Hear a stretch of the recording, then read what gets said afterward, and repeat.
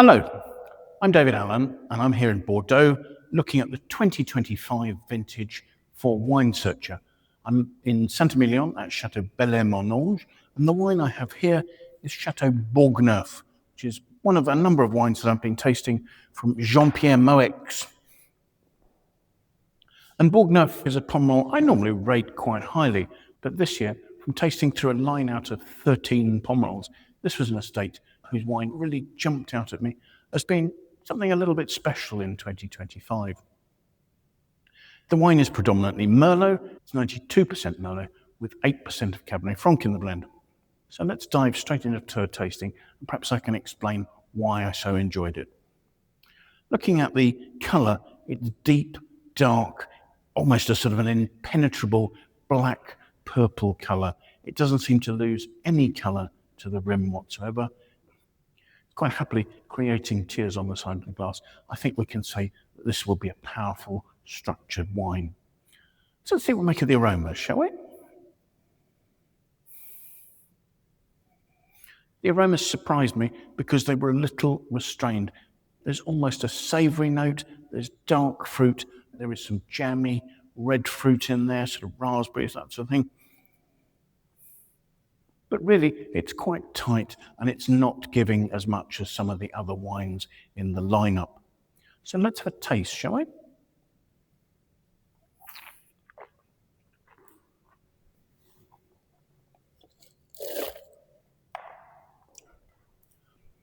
The palate is a huge contrast to the aromas.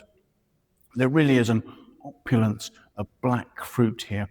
Big, rich, ripe, juicy black cherries, succulent black plum, supported by a smooth texture of really fine tannins. There's quite a density to this, and those tannins have almost got a smooth graphite, sort of certainly quite silky nature.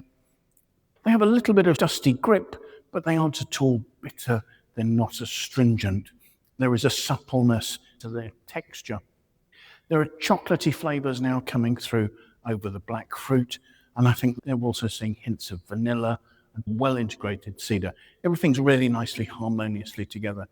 But I think what I really loved about this wine was that explosion of dark, rich, opulent, ripe fruit on the front palate. The wine's acidity is, I think, enough to keep the wine lively as the palate becomes more dense, chocolatey, almost slightly licoricey.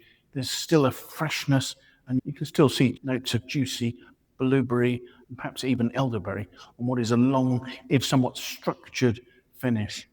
It's definitely a wine you'd be able to cellar for a couple of decades. But I do think that the smoothness of the tannins, the ripeness of the fruit are likely to make it very approachable from very early on in its development. The wine excited me. It stood out for me as a really good example of Bourgneuf, and I've scored this in a range of 93 to 95 out of 100. I will, of course, leave a link in the notes below to the winesearcher webpage for this vintage of this wine.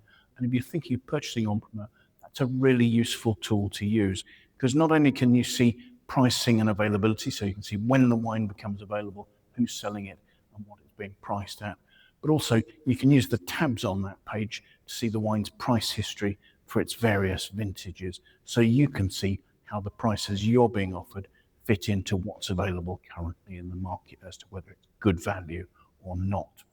So thanks again for watching.